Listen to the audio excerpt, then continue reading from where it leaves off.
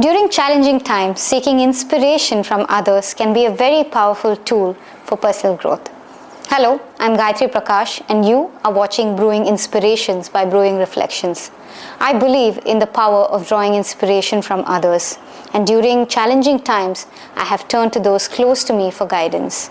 Recognizing that not everyone has this support, I created this platform to share diverse stories and strategies, acknowledging that inspiration is unique to each individual. Welcome to my library. A person has ego. And ego is something that we almost always attribute to negatively. Today, I'm not talking from that angle. I'm asking, what is Zoho's ego? My perspective, I think the ego is about what are you saying? We are only beginning. Can we take a chill and celebrate and be chill for some time? You were talking about transparency. What I hear many times, I take that from a corporate to a personal level now. People tell me that you're too transparent. It feels like you're putting yourself down. Oh, yes. Yes. Have you heard this? We've heard a lot of people saying you're too easy to deal with, or the competition is more rigorous and you can't survive in this world. The bootstrapped mindset and the frugality of how we will approach this and transparency has helped us in the long game. On the AI doc, it's a movie that's getting released. Where AI leaders are speaking, including the one you just suggested earlier. Now, what one of them said is that the guy who was doing this narration, the guy who's interviewing all the AI leaders, he asked, if you know there's so much harm that's going to come, why aren't you stopping? Wow. And then there's one response, the person who wins will have control of the entire world. So my question to you is, strategy about winning, or is it about who lasts the longest?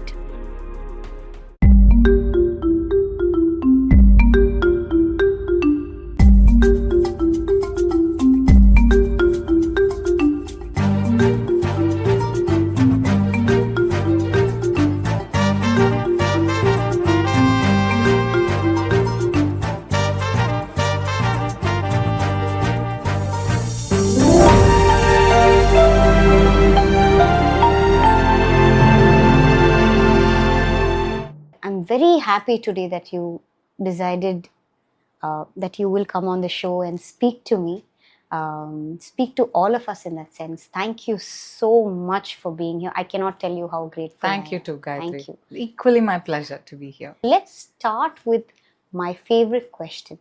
Who are you? Who is Kuppulakshmi? Who am I?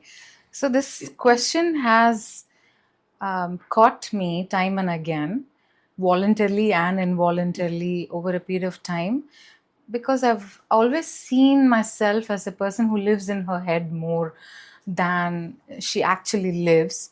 And this question has, over time, who am I, has evolved from a sense of torture, a sense of discomfort, a sense of confusion and loss, to a question that needs to be there. It's a necessity for me. It's a part of me, and it's like a friend sitting in a corner silently smiling at you. So I see that I am a person that's made of different compartments, and based on what role I am playing, different personalities of me come out. So who I am when I'm inside my head, or when I'm with myself, is, I would like to describe as, I am is equal to ing. So I'm always thinking, learning, confusing myself with complex things and giggling about it, and then evolving. And this year I'm aligning. This word kept coming to me in various forms. So this year I'm more aligning. So somewhere there's progress, this ing is who I am.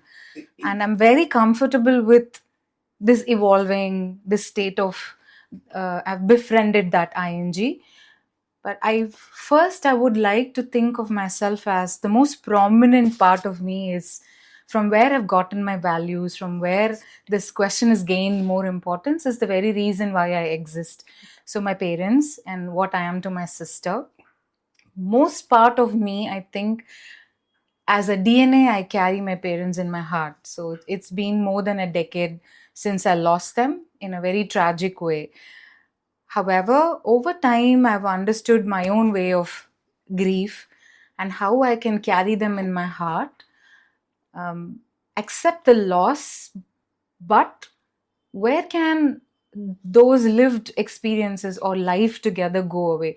So I think we've lived a very intense life, how much ever time I got with them. So as a daughter, I'm incredibly grateful that I am their daughter, and what kind of values they gave in terms of how much respect you give to people, what work should mean to you by how they live their life. Where do you put money as part of your life? How important is good health, taking care of yourself, grooming yourself? So having been a daughter has been one of my first identities before I became a student, before I became a sister. And now I think of it more often. It's sort of in a funny way. I do have multiple personalities, right? So in general, when people from outside look at me, I think they think I'm a very serious person, which sometimes I am. I'm very pensive. I go deep in my thoughts. At the same time, I love living my life. I love every part. I'm very close to Mother Nature. So if you leave me alone in a forest or in a place where there's less people and more of nature, birds, flowers, plants, I can survive. This part of life, I am, like I said, I'm aligning to understanding what parts of me do I shed to feel a little more lighter spiritually, to feel a little more deeper and lighter emotionally, and accept life as it comes than trying to, meddle with it in some way. Why this is happening to me? What should I do about it? So just be, I'm trying to understand more of that. So in this phase of life, that is who I am. And I come from an enough space in a very satisfying way where I'm enough. I'm enough. Yes. Very, very deep and trying to process. Because, I've told this to you off the camera that I feel like some days it feels like I'm seeing a version of myself in you 15 years hence. The ing that I would like to add to your list is reflecting. I think you're such a reflective person, reflective personality, which is not easy to handle. Like you said, many a times you feel like you're living here and not outside, living outside. And that seems to be something that can also be worrying for many people, because you're constantly thinking and you're doing something else, or you're not. I joke about this a lot, Gayatri. Right? One of the who I am is, it's part of the role. Yeah. I'm so much more other than the daughter, the sister, the wife. But as a wife, now that you say, the most worried person should be my husband. Yeah. Because he must have seen at least 60 versions of me by now. Which one did I even marry? I inflict that, on Arvind, my husband, a lot. And even this morning he said, "Are you fine?" I'm like, today I'm okay. Right now my brain is sorted. So I will come back to you when there's something else. But living within is a lot of work. Can you speak a little bit about living within your head, inside your head? Yes. I don't remember this being this way always, but a lot of things played into how this came to be. Right. And even today, sometimes I think this is by design or by default, where I've accepted than questioning myself, saying this is who you are, this is who you want to be, or circumstances led you to this. Correct. So little things here and there, I was put in school really early, 8 months ahead, because maybe I started talking earlier. Than I was supposed to, and I started writing, so they didn't know what to do with me at home, and then they sent me to school really early. But that did not really help, where even now I remember, I have vivid memories in school where I was the most quiet girl in the class, not belonging to any gang. Someone will only think of me in hindsight saying, "Oh, we left her behind. She used to be part of our lunch gang," to everything.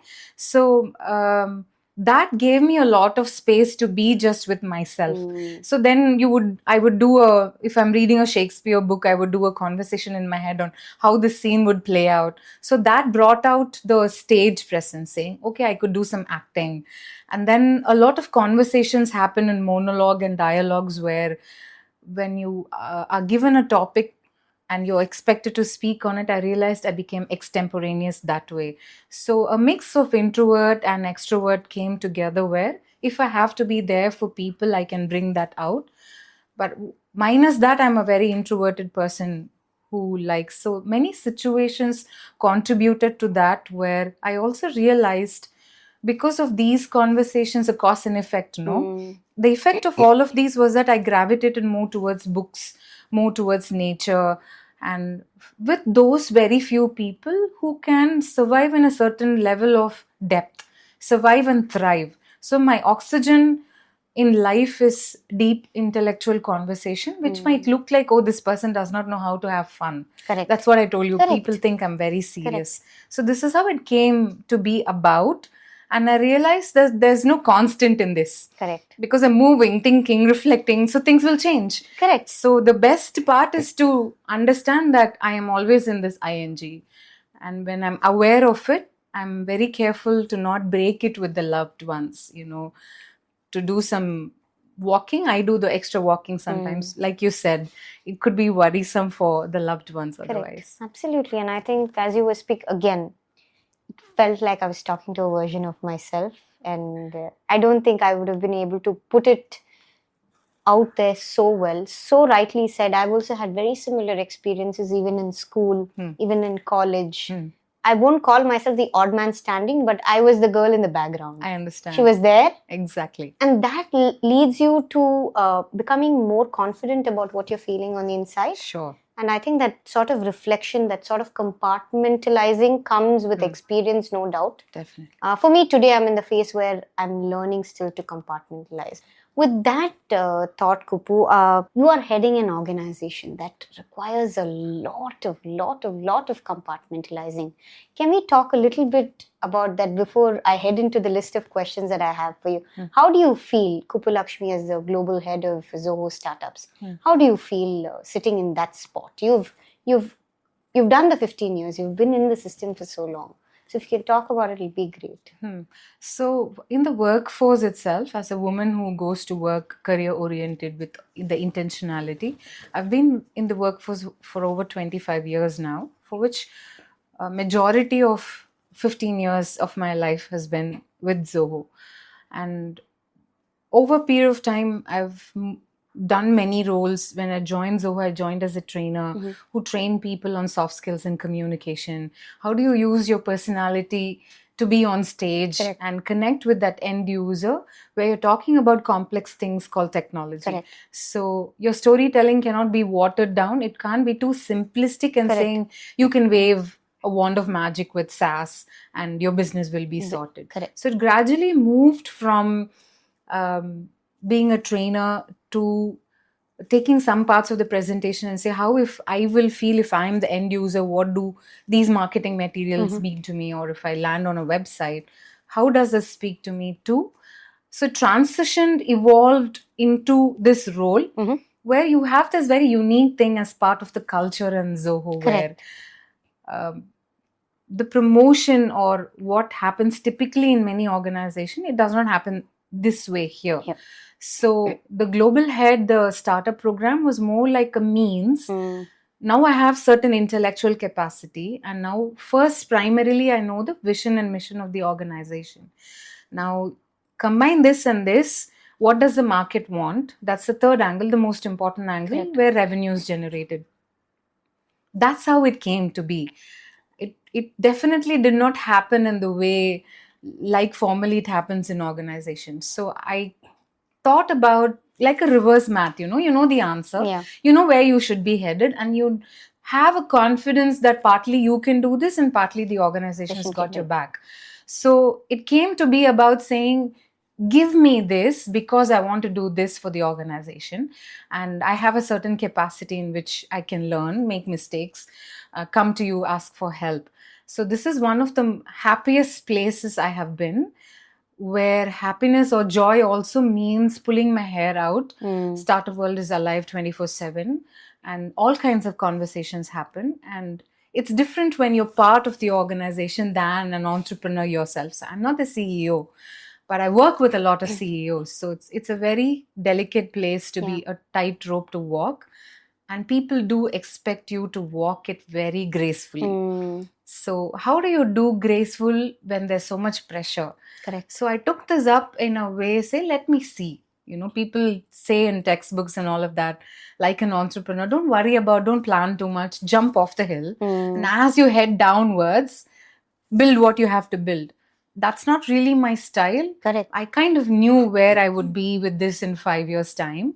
And I also knew what are the pivoting things I have to do if things don't go the way we planned it to be, or the way they pan out. So it was very open-minded. And as a means to achieve where the organization should go, this title was born. Right. So more than the sense of power, I've always inclined towards it as a part of vulnerability, as a part of responsibility. So it's gone very well. It's one of the most enjoyable roles I've ever had to play with. It's amazing to hear, Kuppu. You were speaking about startup. There's this delusion that startup is, inherently, a path to struggle, right? People understanding what a startup really itself is a delusion today. Like, people think that I start something and there is a lot of struggle, that's a startup. I've heard this many times. Can you tell me, do people actually know what a startup is? In your experience, what all have you heard? That's a great question. So the delusion used to be more, say, 8 to 10 years ago, because it became a buzzword. Silicon Valley, how do we replicate that in India? So in 2016-17, just before we thought at Zoho that we'd come up with a program, I do understand there was a lot of buzz and people were dizzy about this word startup, saying, I also want to be an entrepreneur. I'll go register my business. I have an idea.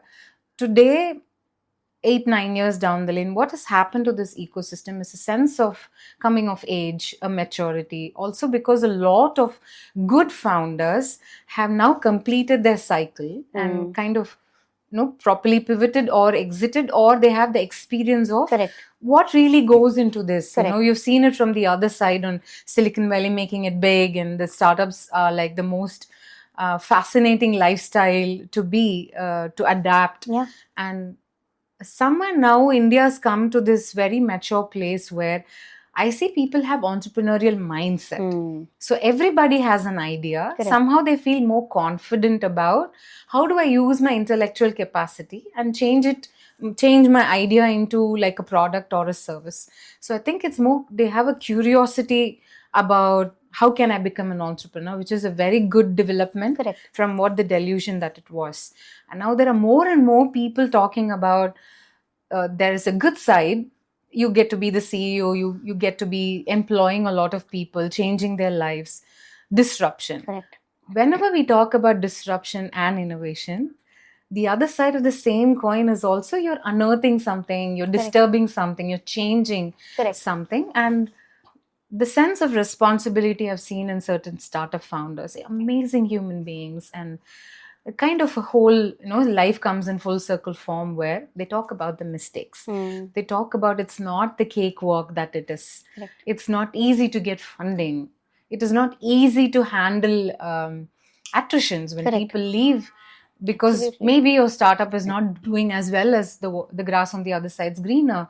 So I see there are more people who have humanized this whole otherwise, fantasy world called the startup. So it's very practical right now. The government, each state government and our own Startup India has come up with a lot of policies that talk in human language. You don't really have to be an IIM graduate or a B school thing, but you understand in grassroots levels. With this idea or with this product, I can have the entrepreneurial mindset. So that change is very, very gratifying to see. It's fantastic. Zoho grew for, a decade, more than a decade, I would say 15 years plus. Is a company's scale a metamorphosis into something better, or are we still struggling to, kind of keep the soul from being diluted or crushed. I Because, understand. the change is constant. And when we speak about scale, scale also means that there are a lot more people,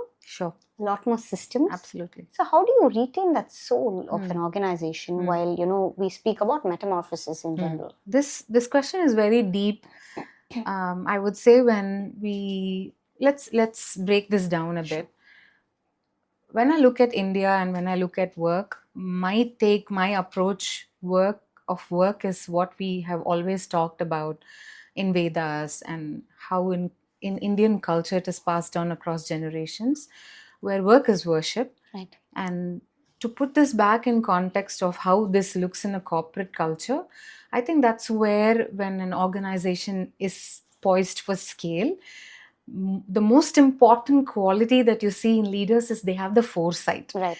People can be very skilled, intelligent, but when intelligence gets catalyzed into wisdom, they have the foresight. They know what's going to happen in 5 years and what I have to make it happen in 5 years. So now they start grooming leaders who speak the same language in terms of ethics, in terms of morals and values that cannot be taught. Which is why every HR world you see, they'll speak the language of hire for attitude, and then we can train for aptitude. You don't have the bandwidth to train people on how they have to understand the vision and mission. So today, if my founders talk about why living a simple life is as important, why you have to respect Mother Earth as we build more data centers, it also means with great power comes great responsibility. Absolutely. This is like the fundamental or the backbone of growth, for which scaling becomes not so worrisome. It is important to have that little concern, but that concern should translate into action, right? Your HR has to come together. Correct. The senior leaders should come together and say, okay, this is how the culture was. When we were there, we can call ourselves family. We can have conversations that are informal and casual. But when we want to look at replicating this for 5,000 more people, how will the chorus look? Exactly. Will it not get diluted? Of course it will, which is why you need written statements that people can see everywhere on what Zoho's vision and mission is. Because everybody who joins the organization talks about growth. Correct. And growth first comes to the company, right? Correct. What can I do for the organization? What does it want? Second is, what does my team in this want? Because Zoho, when I joined, we were like 1,500 to now we have 15 to 20,000 people and scattered a little bit across the world. Now, scaling has to translate, vision and mission has to translate across culture to an office that is just open in Brazil, to what work means for them. And in one corner in Africa, in Nigeria, we have to translate the same value. Now, of course, it will get diluted, but in that translation, we can't let go of the whole meaning of why Zoho is doing what it's doing. So there's constant repetition. We see, we hear, we practice it every day, and which is why we have a flat hierarchy. The CEO is approachable. Any VP in the organization, we don't have cabins in which we sit where people have to wait outside, knock at a door. Anybody who walks into any floor, they won't be able to see who holds what title. Right. So all of this put together has helped us in looking at scale. Now, interestingly, this week we are celebrating a milestone with that little bit of, when you bake a beautiful cake, that pinch of salt does the magic. People Absolutely. don't know it's part of an important part of a recipe, a pie that you bake. Like that salt, it's important to understand the responsibility. That little fear, that jitter is a good part of, okay, you've achieved something, but that little salt is keeping you grounded, saying, now how do I replicate it? So we are celebrating 1 million paid users this week, from just having 1 million, 100 million users. In that, we have paid users, which is like a good feat to achieve, and Zoho is 30 years old now. Now, look at us as a startup. Now we have gone from early stage to a proper sustainable business. Now we are scaling. Now is when we talk more seriously and more frequently about what scaling means to us. So customer delight, The differentiation in the market is how we treat the customers in the saturated SaaS. So leaders, when they pass the baton on to the next generation of leaders with trust, I think it does not get diluted.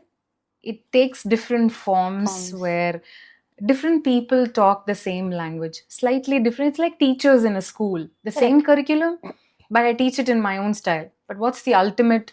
The river meets the tributary meets the ocean, right? Correct. So different paths, but make sure it all comes to the same vision and mission. Let the path be different style. No, and I think so rightly put, the amount of effort that needs to go into visibly showing what you want to be, right? It is important. We all, we think, oh, why is there a board here? Why is there, why are they talking the same line again and again? Yeah. But the impact that it very quietly creates is so important. And, the pinch of salt, you said, makes the whole thing different, right? Yeah.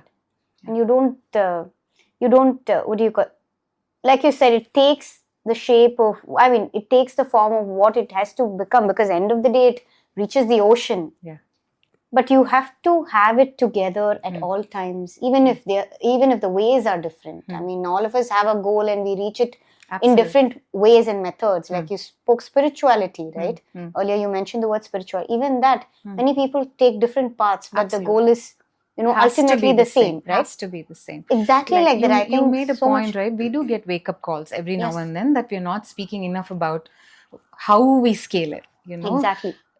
Can you keep the integrity in place even as you're evolving? Can you do the same thing without changing? Yes. Just because you're doing more of it? Absolutely. Because the wake-up call comes in the form of, oh, Zoho is a dream company. It gives free lunches. Correct. It has flexibility. It has great work-life balance. Great, but a company needs to remain great, right? Yes. Which is like everyday work, and that's not beautiful all day. Absolutely. It's very boring. It's repetitive. Correct. We get wake-up calls every now and then saying, okay, let's do something, talk, have a conversation. Yes, absolutely. And I think the next, there are two parts of, I want to take away from what you've said. One is that pinch of salt. Let me start at that.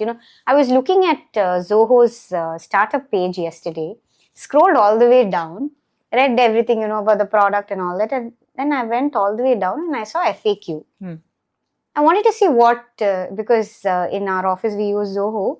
So I wanted to see what sort of questions have been put there. And I found a very interesting word called, limitations. Okay. I was like, okay, fine, let me go and read through it. And I read it and it was talking about things that Zoho is not able to do, right, for you. And it was like something burst in my head. I was like, what? Can I go back and read that again? And so I went through the entire list again. I was like, how is it that they've put this out there? Okay.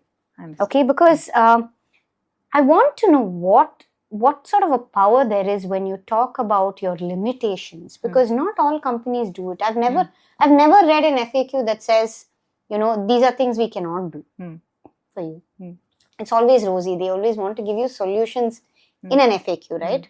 Or it's quite masked, masked, I would say. Right. Even when I have some difficulty, reversing a payment, for instance, in some company, they say that, go to the customer support. It doesn't tell you that they cannot do it in these cases. But when I saw this, it's like, look at the power of understanding your own limitations. So can you speak about that attitude, Kuppulakshmi? So, till you notified me of this, I really don't remember that Zoho has in different places limitations. I've heard of this word in different forms. Right. Perhaps it meant the same thing. This definitely comes from the top. Like I said, even when we scale, there are certain things that are non-negotiable, and this is right from day one. When someone enters Zoho, they get it very clear as part of onboarding. How much of information we retain and every day remember how this translates into your work is each person's capacity. This transparency is what has gotten to where we are now, and it will get us further. So in the SaaS world, we commonly joke about, a frequent joke that comes up is this a bug or is this a feature? So this is one such where you very nicely looked at it like it's a feature. But many a times think of that end user who perhaps has never touched SaaS in their life. And they come to this really fancy terms called CRM, marketing automation, a social media manager who could manage multiple platforms with just one click. And they'll be so fascinated. They think that SaaS does everything. Right. And Zoho takes pride in being one of the most affordable software companies that does not burn a hole in your pocket. Now, this is marketing language lingo, right? Now, when you translate this into sales, when someone pays for their license and buys, we keep telling them, you don't have to come to the paid version of any product. We take pride in giving you a freemium version where you use it like a sandbox, play around, tinker a bit here and there. And during this trial period, there's trial and then there is free editions. So the trial gets you the most premium edition to play around with. Right. And in a sense, after that 15 or 20 days, you kind of downgraded to now make a choice. Now you've got the full capacity. And we keep placing the free editions also as part of the pricing page. It's not hidden anywhere. Right. And then there are so many stories, we have case studies where people in the freemium version have done incredible well for their business. So when so much rosy, carpet is laid in front of you, very often we forget to see that, okay, a free edition has to stop somewhere. Yeah. We are business after all. And in so much language, we can't put it out there, which means you have to upgrade now that you're serious about it. Now, the minute you want a fancy feature, which means you're scaling, which means you have a revenue, now it's time that you upgrade. Many a times, it might have happened in the past where people forget that there are stops to where this can go. That needs to have a word that sounds like a red alarm that's blinking right in your eye, otherwise you're not looking. Absolutely. Why can't we say it upfront than those hidden service level agreements where I just feel like walking into a trap? This is too good to be true. Too good to be true is not how you want to approach your data with. Invest in a software vendor with this angle. Why can't we be very transparent? So one thing I have noticed, I am a microbiologist turned software evangelist, and I have read white papers of Zoho. I have read data center operations and how we function, how we cool those systems. Someone like me, not from a tech background, can understand. This speaks to the quadrant of, I don't know that I have to know about all of this when I choose a software vendor. But look, they're talking about it, they're educating me. Empowering is in a way where you ask questions on my behalf and give me answer where, wow, I didn't know that. Now I am smarter than I was. So I have goosebumps now as I talk about it, because it's a very personal experience where you think that as a microbiologist, what am I doing here? Every now and then there's a question, but such things make it feel like, okay, I can be the end user and still feel proud about the company I'm representing. So the white papers are written in plain English. What we do with anybody's data after they choose to leave Zoho is written in plain English. So it's what you see is what you get. And with this limitation, we make people see what they have to see. So the transparency has actually helped us in establishing that trust all along. Wow. Because, see, for me, you were talking about transparency. What I hear many times, I take that from a corporate to a personal level now. Sure. Many times, people tell me that you're too transparent. It feels like you're putting yourself down. Oh, yes.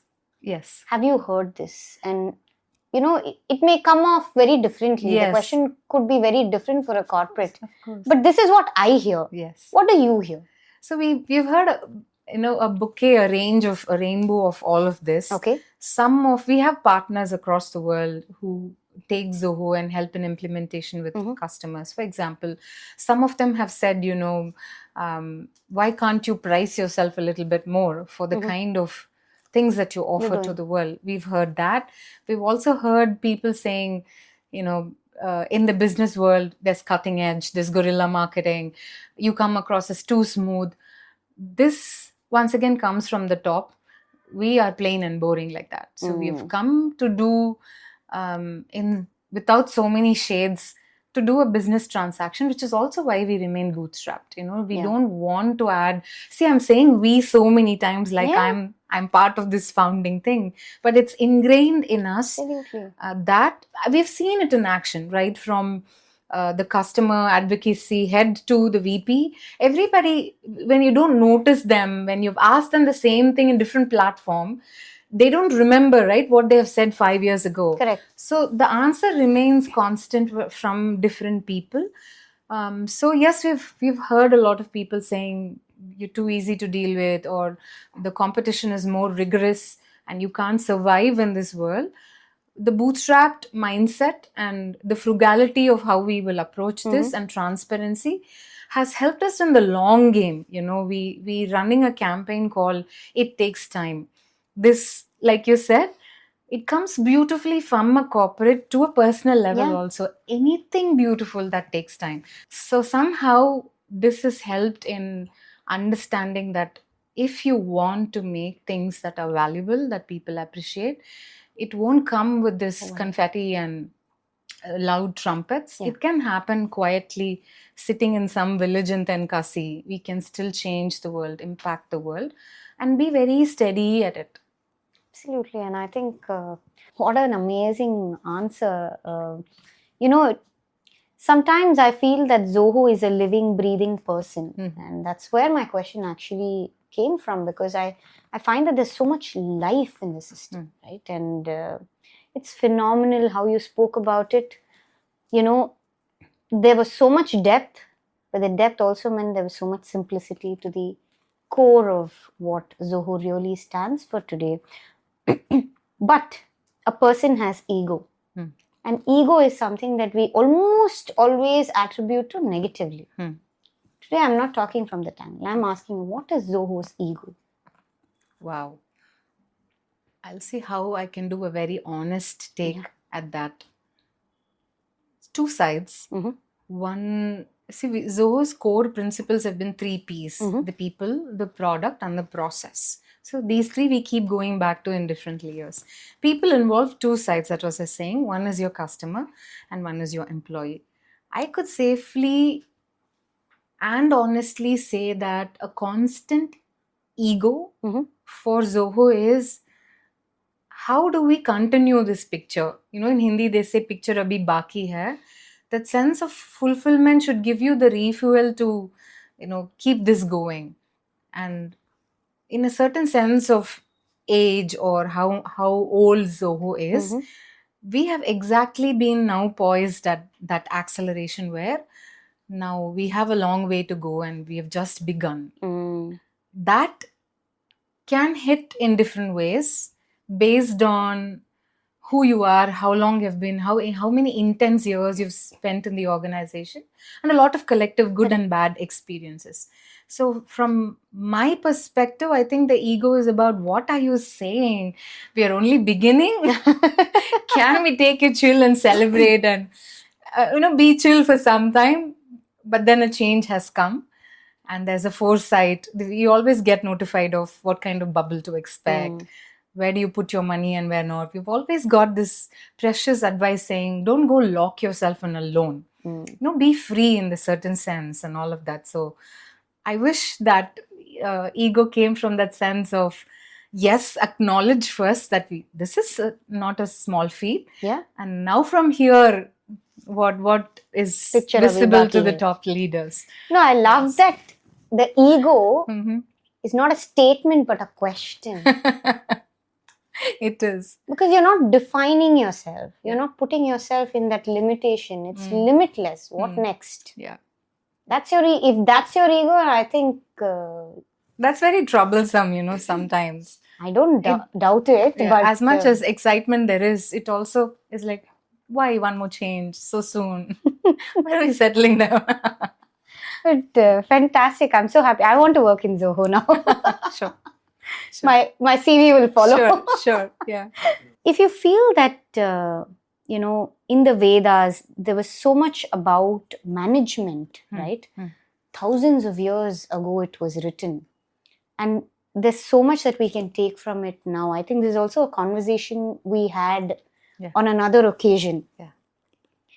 Why why are we struggling today with burning out? There is stress, there is tension, there is this pressure of running a business where we have already got something so solid from our culture available to us. Right. But we look at management looks written somewhere else in some other part of the world, and we're trying to follow that, right?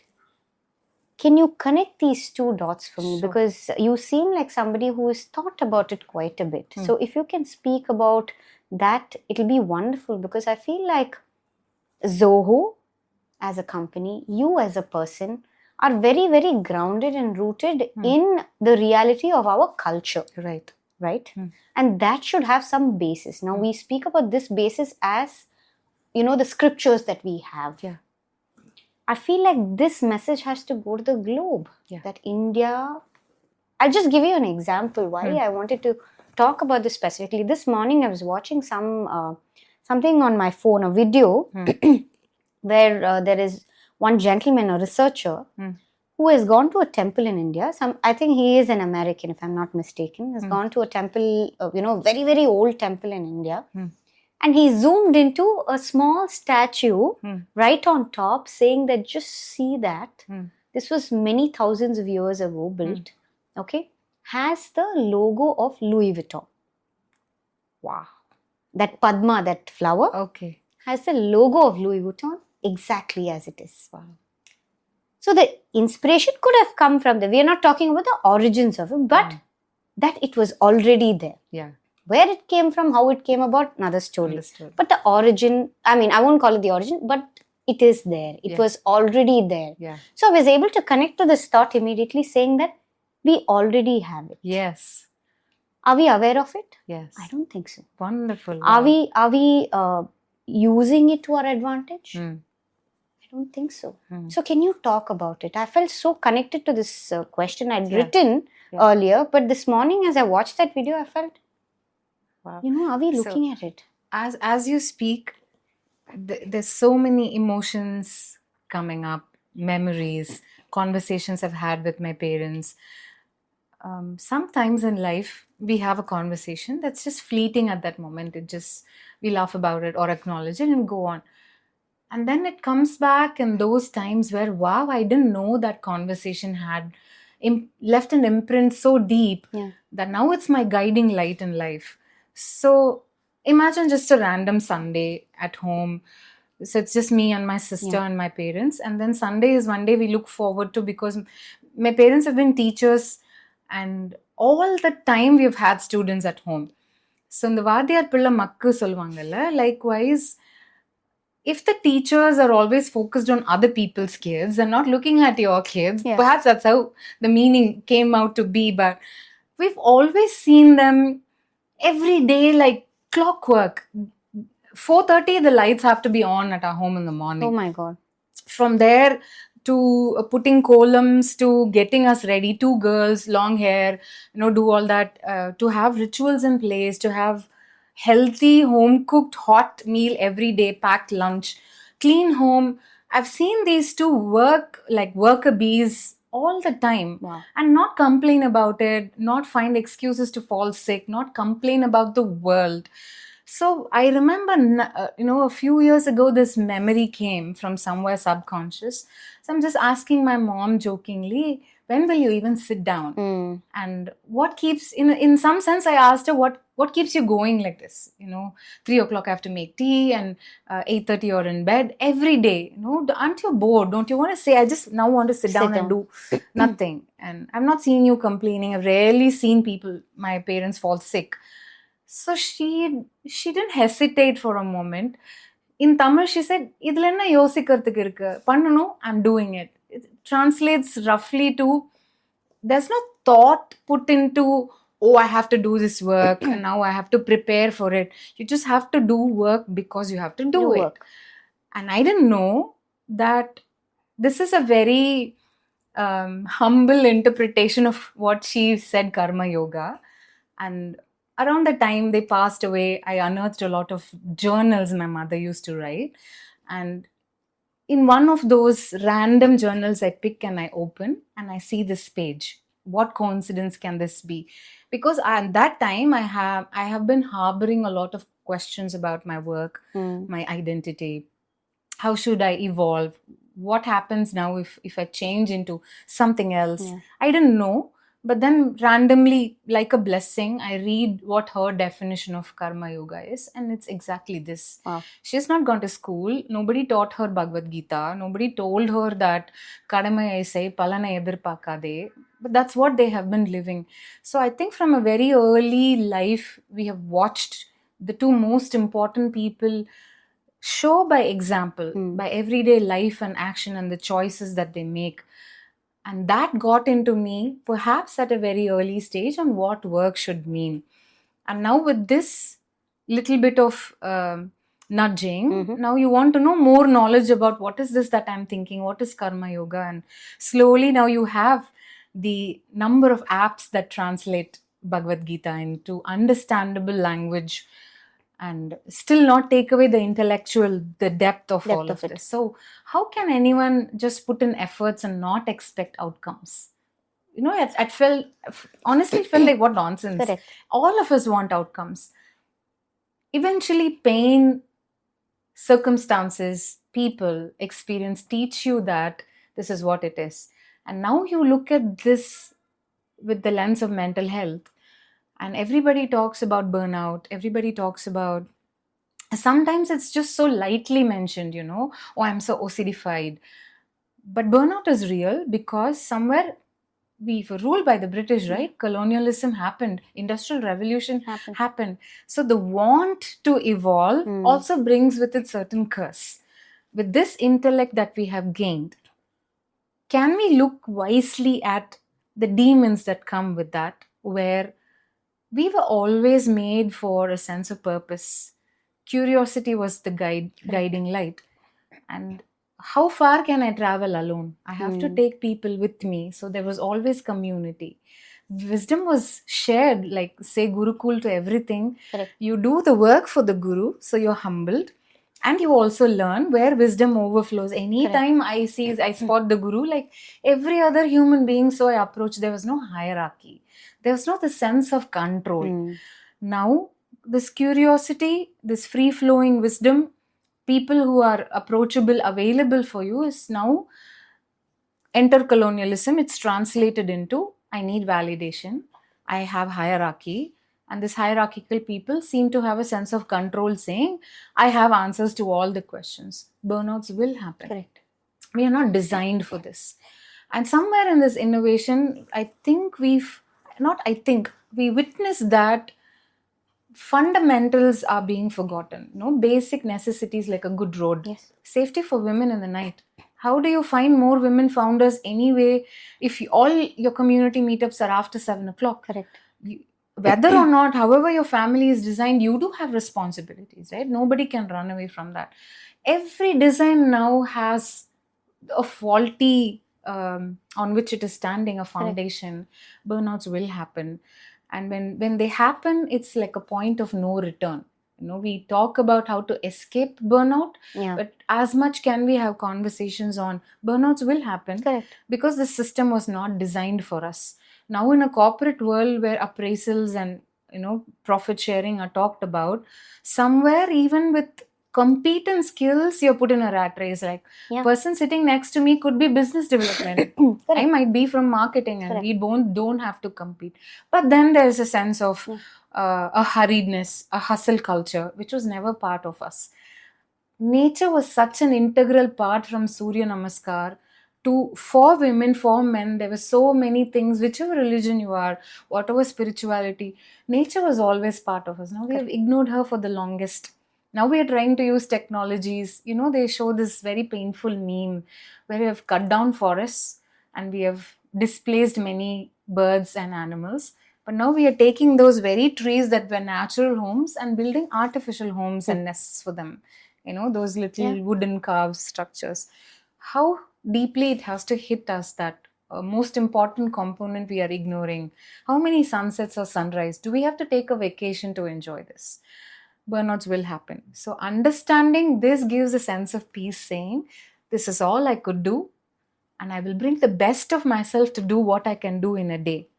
And I will keep putting my focus on to the effort that I make, because things will change. Today, Claude has dropped.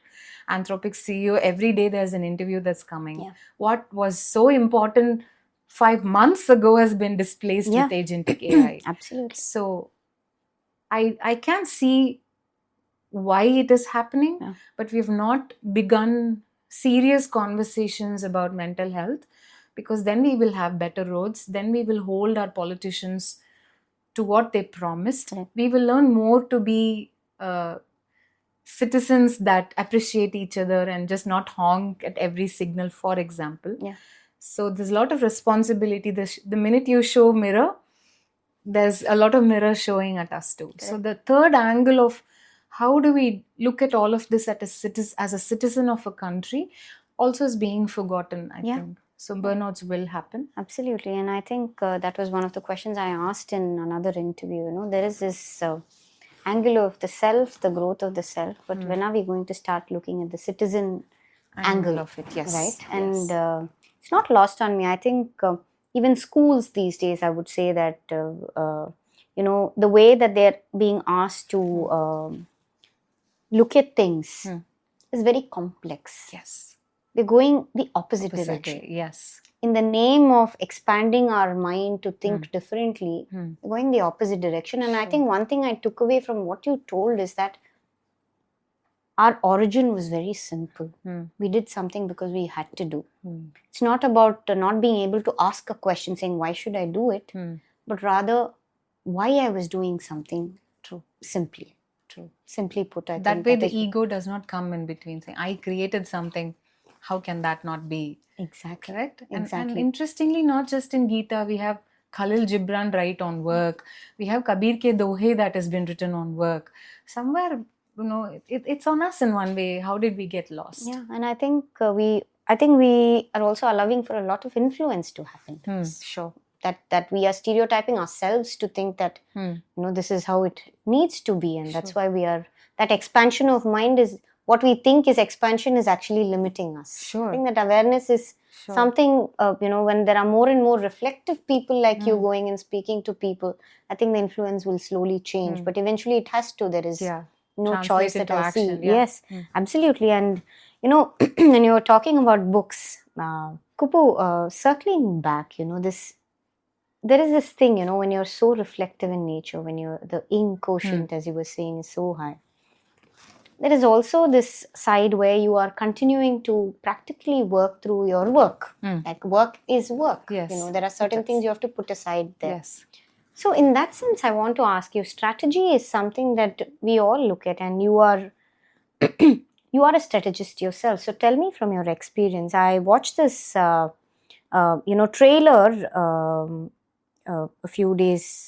just a few days back on the AI doc. It's a movie that's getting released where, AI leaders are speaking, including the one you just suggested earlier. Now, what one of them said is that the guy who was doing this narration, the guy who's interviewing all the AI leaders, he asked, if you know there's so much harm that's going to come, why aren't you stopping? Wow. Right? Wow. Okay. And then there's one response. It's a trailer, so I don't know if it was a direct response, but my understanding of that response was, there's one guy who's saying that, the person who wins, right? The person who wins will, will have control of the entire world. Wow. So my question to you is, strategy about winning, or is it about who lasts the longest? How are we looking at it today? Okay, I know you've given me enough context to understand. Yeah.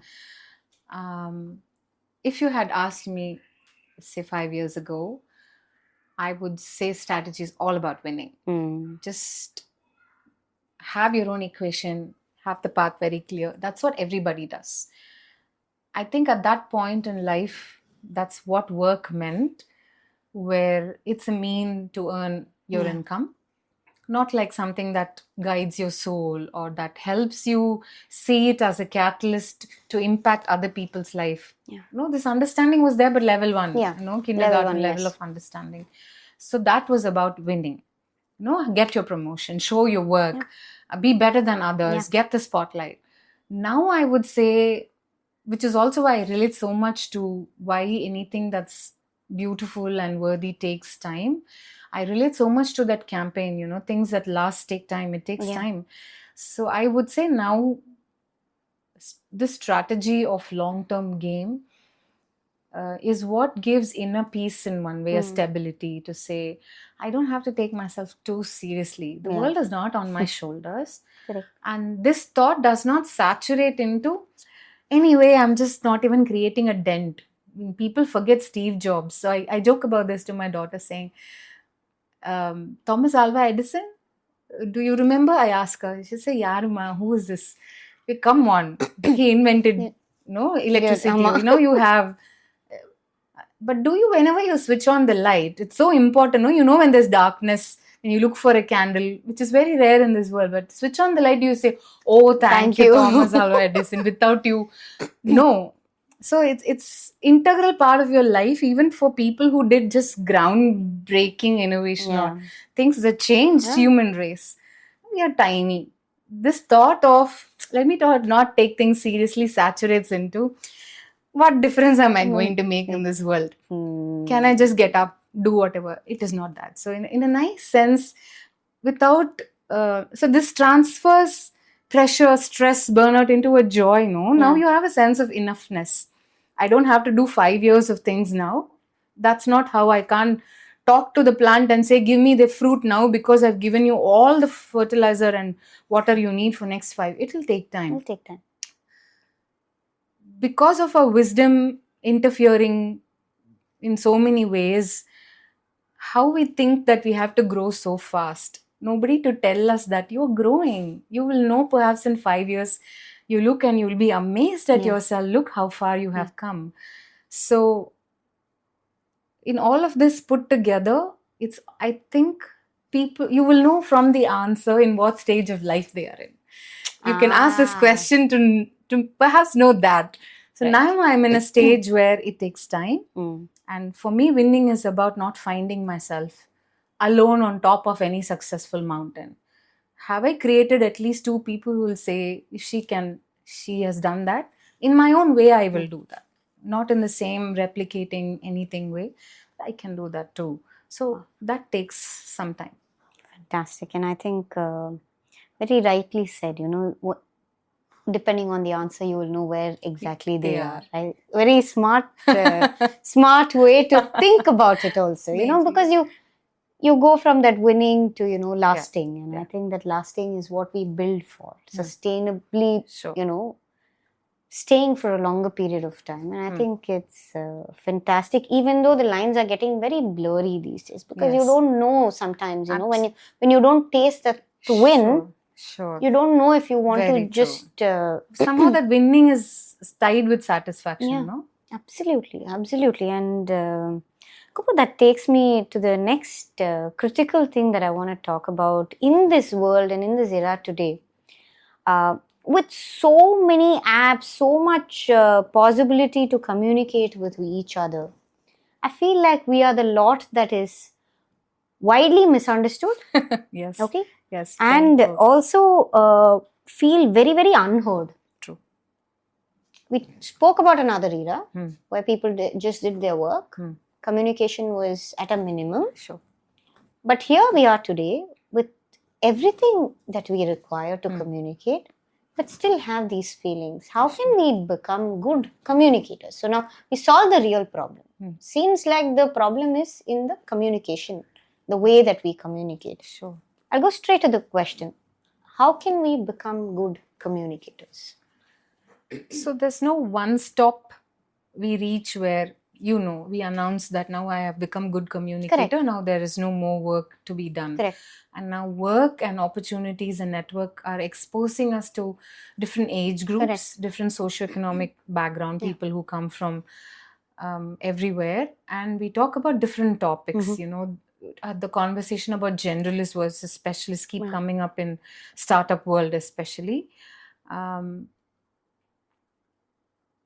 I see myself having evolved from wanting to make my point. The minute someone stops for breath, I get my chance to speak at the table. Now slowly to have gained that calm confidence, saying I will get my turn, let me listen to what. So in that process there was a bulb glowing moment where open-mindedness is not about gravitating towards my favorite answer. I'm satisfied, my ego is satisfied, I got what I want. Open-mindedness is about being comfortable with that thorn in your seat. You're squirming, but why can I just pull back and see what is this discomfort? This is exactly what I wanted to hear. That's open-mindedness, right? So when you put this back in communication, if you water it down, you would say communication is all about to understand and to be understood. Now in this, both have to walk a certain distance where the person who's communicating verbally or non-verbally has to make effort to be understood. Correct. And the person who is listening should make the effort to get the message as it is. Right. Not levels of their own wisdom, not levels of their own, judgments. Correct. But that's natural to happen. At least acceptance and awareness of that. Hey, I'm judging that person. Can I be a little more relaxed and say, perhaps I was worse than them at that age? That's where empathy gets built, no? It's very superficial to put it in the American way of walking in somebody's shoes. Yeah. We have Vedas and Puranas that talk about that camaraderie, that brotherhood. Yadu more yavarum kelirla easy line kadayadu. It tells you how we pray for the world. Correct. How it's kutumpakam, it's one family. And now we are told don't be so emotional when you talk about everything. You can't imagine India 24/7 without emoting that, So communication is that core in this changing world.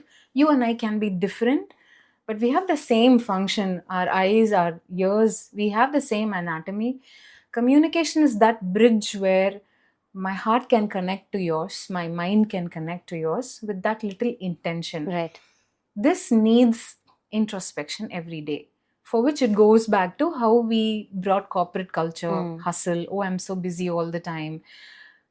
Can we just relax, introspect 20 minutes every day to journal or talk to yourself or talk to somebody who's available to how you communicated in the past week? Did you hurt someone? Did you say intentionally something that need not be said? You got a message from someone and brooded over it for longer than it was required. Now can you become better? So a lot of communication with the self and about the topics that keep coming to you. Why am I worried about something happening in Africa? I have no control over. But that's not apathy, right? It's saving your energy for the right kind of empathy, for the right kind of topic. Absolutely. Just because we have tab in our hands now, we learn everywhere what's happening and we have no control over. So communication is in one way a very lighter concept and also very deeper, where we keep evolving. To precisely answer your question, just because we have libraries, do we have wise people all around us? I know you know the answer. Just because we have communication tools, can we be a little more clearer? No, I was just telling you a few minutes ago how WhatsApp is now interfering with my mental health, and I'm acutely aware of that. This is not that discomfort. It's grown over a period of time, and it really is bothering me. It's messing with my reputation. It's putting me on that, oh, I forgot something, brink of anxiety. Correct. Now it's up to me, human, to take courage and compassion and communicate, saying only this time, only this many times, only these many messages, else have to go email way, else have to go out. Correct. And who will give us the validation saying 100 emails or 10 messages you get, it's okay to not answer all of them. Correct. The biggest liberation, if someone needs to hear it, don't have to answer all emails. don't have to answer all messages. This fundamentally means you need validation that you are a good person here. That's not going to help you. So a lot of communication with yourself, a lot of communication with people around you, from listening open-mindedly. Let me not be in a hurry to respond. Right. We can train. Thankfully, there are tools also to tell ourselves, to watch ourselves, to understand a pattern of communication. Slight modification, for which every day, sit 20 minutes, do a rewind play. Joke to yourself. Don't be so harsh, no? That's something I did long back, and I realized that it burnt my hands. Too much setting high standard for yourself. Yeah. And then getting disappointed with everybody else because they are not meeting you there. No, that's the work that you have to do. Sometimes it helps you in taking easy in driving in that third gear. Yeah. That helps you relax, no? Why are you so serious? Correct. So sometimes doing both helps. So communication tools. So here is a quote that speaks to me a lot. The human element of any technology is far more important than the technology itself. How I use WhatsApp in my hands, how I use phone in my hands is totally up to us. Absolutely. And thankfully we have all the Vedas and Upanishads to tell us how you can be more self-aware in a very grounding sense, and in also the other sense of I am one with the God. Absolutely. God is in me. In that way I'm blessed. In that way also I'm grounded. Wow. Yeah. I mean, where we started to how we, went so many places. Amazing. Because, communication, from your answer, if I had to take one word, is intent. Right. Now, we've complicated it so much because everything is at your fingertip. And when somebody takes the time to message or call you, if you don't respond immediately, it works on you in such a way that you think that you are at fault. Yes. Which means you've put your standard up so high and you're trying to reach that constantly. Right. Pushing yourself. Yes. Today I'm very happy to say that I take my time. I've slowed down so much because, like you said, it works on your anxiety levels. Yes. Wow. Right? And I've taken my time. Many people ask me, and many people have also slowed down in responding to me. And I feel like I've done them good. Fantastic. And that takes a lot of courage. It does. Because you reach a point where you realize that it cannot be done. Absolutely. I don't have the mind space. Yes. And I want to be properly available to send you a proper message. Exactly. Or pick up the phone and speak to you properly. Exactly.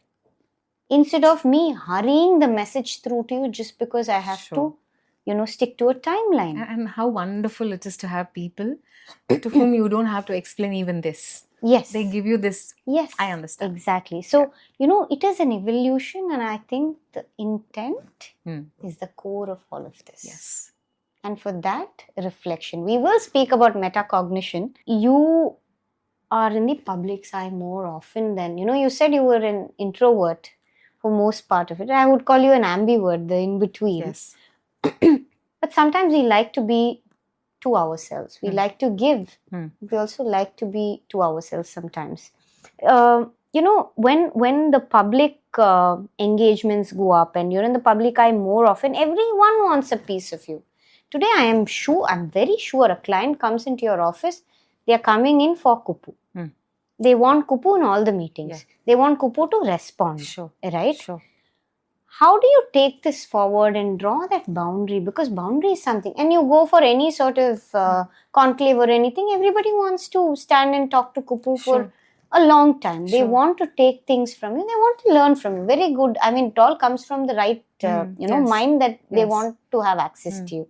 But how do you draw a boundary, and how do you do it within your office without, alienating your team? Because it also means that they don't want to be, speaking to your team regularly, right? True. They want you in the forefront still, and and I know that we did have a very brief conversation about it 6-8 months back. I want you to talk about what you have done, how you worked through this.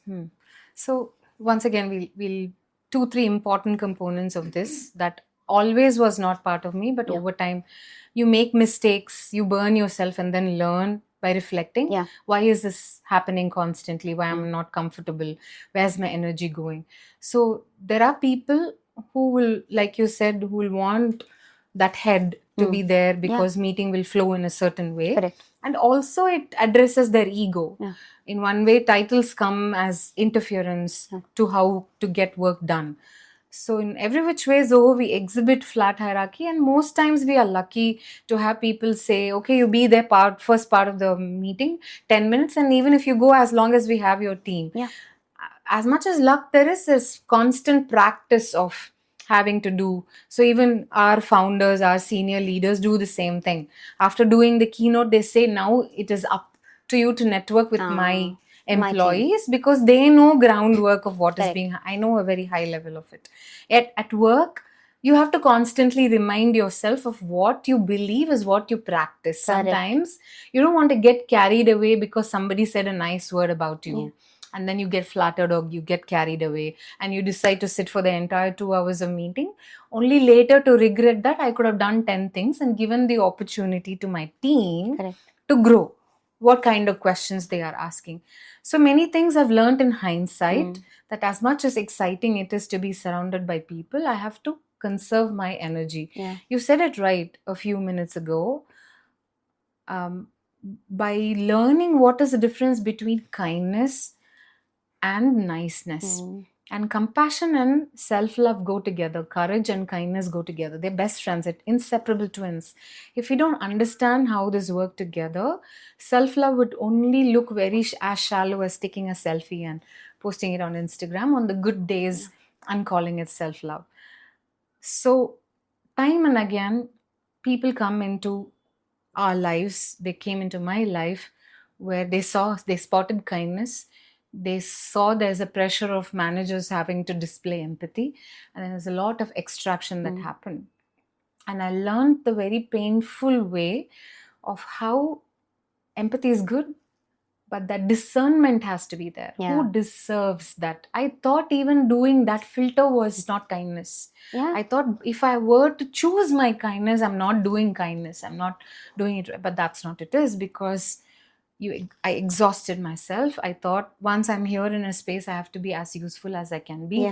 But next 10 days, if I need rest, what is the point? And I disappear for everybody else. So you learn it the hard way, saying, and what is delightful is that people don't mind.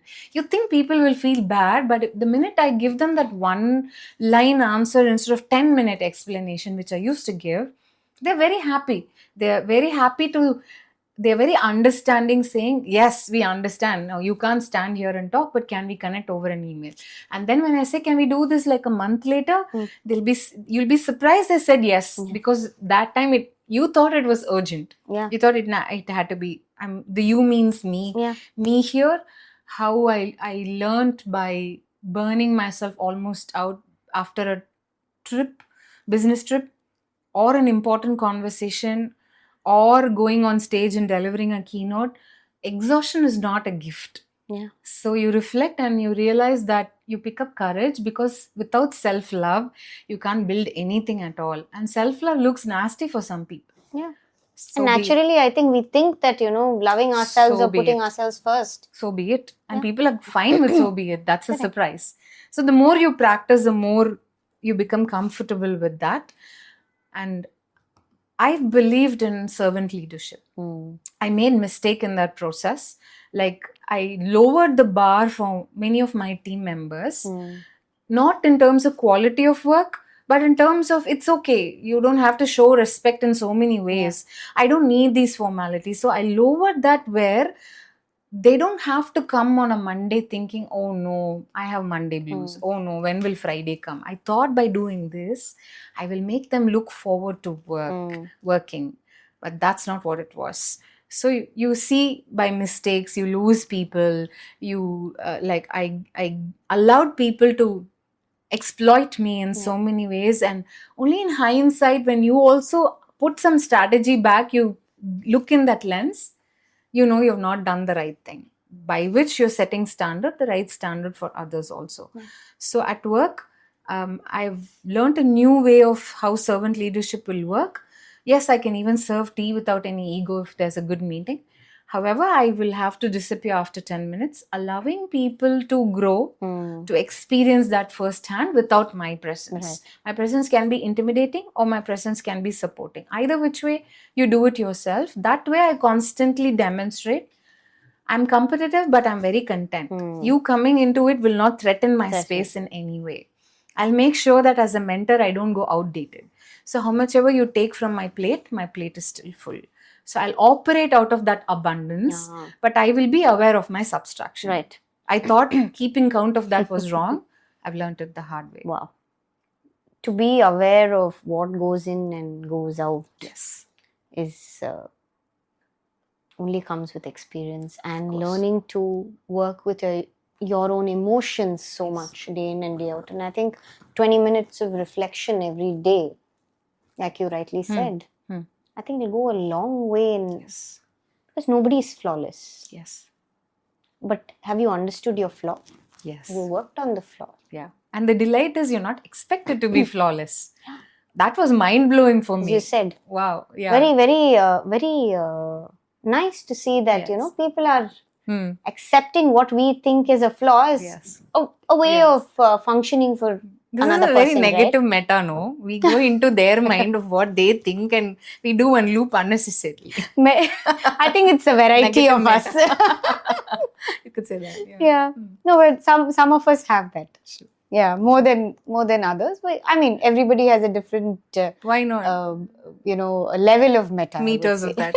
Sure. So tell me something, Kuppu, in this transition, we also have a lot of disagreements, right? Somebody may feel something or the way something is done is right. The other may feel that no. I mean, it's always a pull-push factor, right? How does one learn to agree to disagree? This keeps coming up every day in different forms. In science, when two people come together, there's always conflict. Yeah. Contradictions. It's bound to happen. Yeah. Even the best of friends have to be different in certain ways. So there are times when you reflect and you surprisingly end up in math equation. Math and I are far apart. But then I realized we are talking about disagreement, right? Two components for different outcomes. I bring in my ego in this disagreement. As an end result, I will have conflict sitting and filling the room. Correct. How much ever time you see, you will have no light at the end of the tunnel. But conflicts you accept that there's going to be disagreements. Correct. When there are ideas flowing in a room. And when you bring respect into that equation, then you have a very good way of accepting these conflicts and see what solution. So now I have very short answer. You bring disagreements plus ego, there's going to be more conflict. Correct. You bring disagreement with and respect, you're going to have some solution. Right. You want solution. Have clarity that solution. When we walk out of the door, what do we want? Correct. We want to be friends, but so what works for me, easiest way, if there is a disagreement, we go to a room that has a whiteboard in it. Okay. And we write down the problems. 5-10 minutes before the meeting, occupy the room, write down all the problems. Whoever is on the opposite side gets to sit with me on the same side. There's nobody sitting across me in a table. We all look at the problem together. Now you tell me how disagreements will look like. So the problem is not going away. So you remove yourself from people who is saying is removed. What is being said is the only one you're looking Correct. at. So we all sit on the same. Literally, this has helped a lot of times to arrive at solutions faster. Let go of the ego saying, maybe I was wrong. So why not we try this? We're not going to lose anything. Pandida paaklame in a very responsible way. Yeah. What are we going to lose? We arrive at this faster. Correct. Find a whiteboard, write the problem. Don't make people sit across table because you're arguing with the person than about the problem. Correct. Come to the same side. Come now, this is work like magic. What a practical way to look at. I think formula. I should go patent this. Please do. Trademark this. I think you can teach this as a subject if you ever choose to teach. This is one small important component. I mean, just think the psychology behind sitting with somebody you disagree, sitting next to somebody with, you disagree. Yeah. You're not trying to be intimidating sitting on the opposite side. People have asked me, I've had colleagues in my organization, We've had really rabid fights. Wow. And then we go take a break, have coffee, and we say, which one are you faking? You showing that you're fighting, or this one is fake? You really want to stab each other, but you're pretending you're having coffee? Neither. Because we have argued about a problem. Immediately. Now we have gone back to our normal state. I think we should learn from our politicians. I think the parliament, as a case and example, I keep hearing again and again, and I ask somebody. This is how it works? Yeah. Apparently they fight like cats and dogs inside, which we all see, right? Right. When they come to the parliament canteen, they're all friends. Food unites them. Food unites them. Yeah. So, we speak about metacognition. We spoke about it here and there, but let me ask you one question, Kuppu. Today, if you are up there in the ceiling and watching this entire session, what are you thinking? What are you looking at yourself? From which angle are you looking at yourself today? So,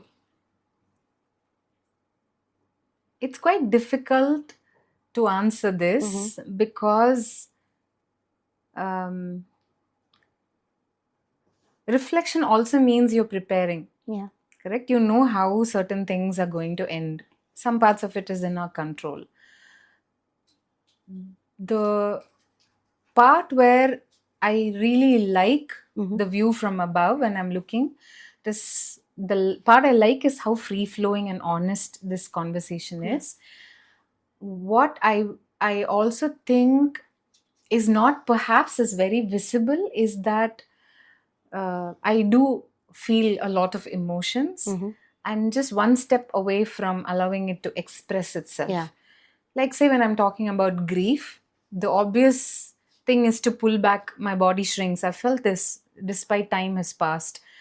There are times when I'm not able to control my tears, irrespective of my surrounding. I've shocked people into sobbing and literally kneeling down on the ground. So from above, I see there is a control of emotions as a calculative approach to, okay, if I go beyond this, that's not what we want as the outcome. That control is there, that holding back a little, that much is enough is there. So the ease in which I'm sitting across you, I'm able to see it more clearly from above. Some of these questions have brought back memories I've still not really processed, handled in the way I've been escaping. Now I'm more aware of not putting it away for some more time. But this comfort that you have established, the kind of questions that you have really, it's a gift that you have sent my way. I can see that more clearly from above, things that I never want to take for granted. Wow, amazing. And I think, that is what, understanding yourself really means, that you not just notice, but you allow space and time to work on these things. And I think for me, if you ask me today what it feels like, if I'm sitting above, and I don't feel rushed. I feel like it's such a natural, as if I've been waiting to talk about these things with somebody, where I'm able to connect in a way that my soul has been craving to connect. But at the same time, the intention is quite clear that this is a path that all of us can take. Are we accessing it? What is stopping us? I feel like that is the reflection I'm going with today, because I feel like there is so much restraint even for me as a person, even though I'm so reflective. Sometimes I feel like that restraint is still there. Am I fitting into certain rooms? Am I the right person to be here? Am I the right person to be there? These are things that are running, and I feel like the answers that you're giving me indirectly are also addressing those inner concerns. Very happy. And I'm really elated that today. Tell me, Kuppu, I have last two questions for you. One is, if you're in a room with 5,000 people sitting there and applauding you and, wanting you to come and speak, what is that inner critic telling you at that exact moment? I also will tell you why. Because in the public eye, we feel that most people are always very confident to speak. Yes. They know what they're talking about. Yes. Right? No questions asked. They know what they're talking about. Yes. But what is that inner critic telling you? Because this will, humanize the people who are also on stage. Yes. So can you tell me what your inner critic tells you? Honest take Yes. at this, 10 years ago, my inner critic would tell me, hey, you have not earned this. There are people who can be in your place who can do this better. Yeah. You could have prepared some more, you wasted some time and all of that. Yeah. I do realize I have two brains. And as I speak, there could be some process, that thought that I can do. Today, when I stand in front of stage, the most prominent voice I hear, sometimes this critique is your friend now. Yeah. And you have to listen, because everybody else can bullshit you, saying that was the best keynote ever, and but you listen to this voice because it's going to tell you exactly what you need to hear. So these days I hear it telling me that don't get carried away. It's not the applause you're here for. Yeah. That could be the most easiest thing you could gravitate towards. Yeah. Can you be useful? Can you not forget the most important points that you wanted to tell the audience? And can you be comfortable if the response, the reaction didn't come the way you expect it to be? Can you still go home and do it 100 more times with the same energy, looking at the eyes the same way you do? Can you? Then go on stage. So when I go, the critic sits and watches, and then we have a conversation again. Yeah. I don't call it the critique, but that's the voice I respect the most now. People can say anything, they can tell me what I want to hear, but that one friend that is there that you could trust on. Yeah. So it tells me to be useful. It tells me don't get carried away. You're not here for the applause. And can you do it 100 more times? Wow. Without having too much negotiating energy, without saying that familiarity of, oh, I've done this 50 times, I can handle. Have that little fear, come to that new space and accept that it's a new space. Every time it's going to be a new space. Wow. It's I don't know how to say this, because the last part of what you said, Kuppu, that if it doesn't go as per your expectation, can you do this again? Yeah. Can you do this again Takes 100 away times? in a very weird, contradicting way, takes away the pressure of performance. No, the act of presenting. Yeah. No, it's not. Presenting, connecting via presenting, relatability via presenting. Absolutely. And that takes me to the last question of this session. I wish I could have more time with you on the show today. But I feel so too. My last question to you is, Kuppu, if you had to write a warning note to my next guest, you have to tell me this. I don't understand why you want answer to this question. I want an answer to this question because I know I can easily anybody, ask right? you. It can be any guest. The next leader I have, like it has you, to be a warning. A warning, yeah, a warning for sure. Do you want them not Don't to think about like it in a negative. No, but right. A warning of sorts about the show, about the questions I ask. Yeah, that's a good nudge. I got to warn them that this podcast is like no other. You can't just come and bluff and we get to see you, like they say in Avatar. No, you get to see. You get to see the other person, because the host is someone who can hold the mirror, and then it's up to you. You like your vulnerability. Do you like what you see? That's what she would do. So that's genuinely a warning. If I can write a note. Oh, I'm going to make you write on a piece of paper somewhere. You cannot be prepared for this. Oh my God. In a good way. Yes. Thank you. I take that as a great compliment. Thank you. And Kuppu, I must say that, as I started this session today, I was quite, I won't call it emotional, but there was a sense of nerves wanting me to ask you so many of these questions, because I feel like we are all moving towards, the inner world now more and more than ever. Even though there was a period of, what do you call it, all these cosmetic things around us. I think most of us are starting to gravitate towards the inner world. Sure. And I feel like you are the perfect intersection of these two worlds, who's actually seeing it, who's actually reflecting on it. And I hope that someday you write a book on this. I'll touch many more people, and I manifest that for you today. This is the first place that we talk so about much. that. Yes. Thank you. Thank you, too, guys. Thank you.